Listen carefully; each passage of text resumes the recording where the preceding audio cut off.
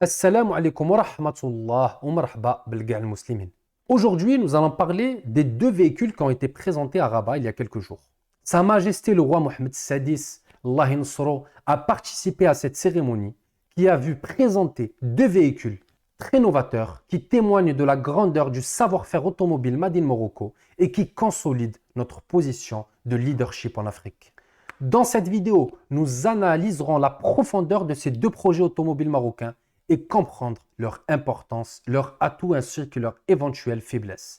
Nous étudierons également comment ces projets et d'autres similaires peuvent contribuer à résoudre des problèmes majeurs du Maroc, tels que les inégalités territoriales et le chômage. Il ne peut y avoir d'industrialisation au Maroc sans une éducation nationale efficace, des inégalités corrigées et une transparence financière, économique et fiscale à la hauteur des ambitions industrielles du Maroc. Si comme moi, vous êtes passionné par ces sujets et que vous souhaitez l'avancement de notre royaume sur tous ces sujets, je vous invite à vous abonner, à liker et à partager cette vidéo. Ça m'encourage énormément. La société Neocar, donc lancée par deux entrepreneurs marocains, ont annoncé la commercialisation future d'un véhicule 100% marocain et abordable avec un moteur essence. Le prix variera entre 160 000 dirhams et 195 000 dirhams, ce qui fait entre 15 000 euros et 20 000 euros. Ce véhicule aura des lignes modernes et rappelle des SUV américains extrêmement populaires. La société a annoncé la mise en place d'une unité industrielle à Ain Aouda au Maroc, dans la région de Rabat, Slaq-Netra, destinée à la production de ce véhicule pour le marché local et l'exportation internationale. Cette unité aura une capacité de fabrication de 27 000 véhicules par an, avec un taux d'intégration locale de 65%. L'investissement total de ce projet s'élève à 156 millions de dirhams, ce qui diffère des informations relayées par certaines presses. De plus, ce projet devrait créer à terme 580 emplois.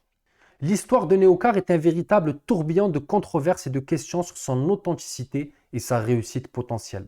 Malgré le manque d'expérience de ces deux propriétaires dans l'industrie automobile, la société affiche une ambition considérable avec des chiffres de production élevés et un engagement envers l'intégration locale.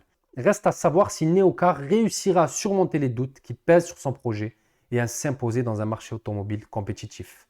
En attendant, en février 2023, l'homologation définitive du premier véhicule a été délivrée. D'autres véhicules sont attendus. Le propriétaire de la société l'a annoncé aujourd'hui. L'entreprise prévoit l'inauguration d'une unité industrielle en juin 2023 pour lancer la commercialisation dans la suite. Le second projet présenté au roi est la voiture à hydrogène HUV imaginée par la société Namix. Cette voiture, qui a déjà fait sensation auparavant il y a quelques mois sur des salons automobiles internationaux, est conçue en collaboration avec le célèbre carrossier italien Pininfarina. Son design intérieur a été réalisé par des ingénieurs et dessinateurs marocains. Le modèle HUV est alimenté en hydrogène par un réservoir central complété de 6 capsules amovibles, garantissant ainsi une autonomie importante et une recharge rapide.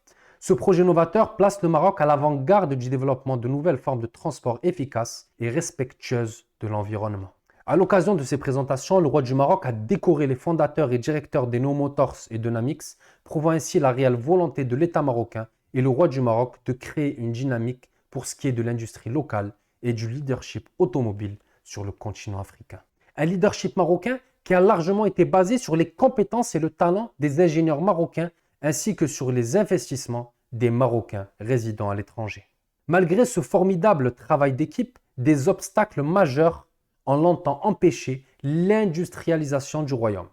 Le premier obstacle est l'inégalité qui est flagrante en matière de chômage. 5 régions marocaines concentrent 70% des chômeurs. Par exemple, l'oriental, la région de Tsaza Oujda, ont un taux de chômage de près de 20%, tout comme les régions du sud, alors que la moyenne nationale tourne autour des 12%. Il est donc urgent de promouvoir l'industrialisation du royaume et une meilleure répartition des projets pour permettre à tous les citoyens marocains de profiter du développement et de sortir de l'extrême pauvreté. Le deuxième obstacle à l'industrialisation du royaume marocain est la transparence financière. Le Maroc, comme de nombreux pays en développement, a souffert de corruption et de mauvaise gestion pendant de longues années, ce qui a freiné tous les projets locaux.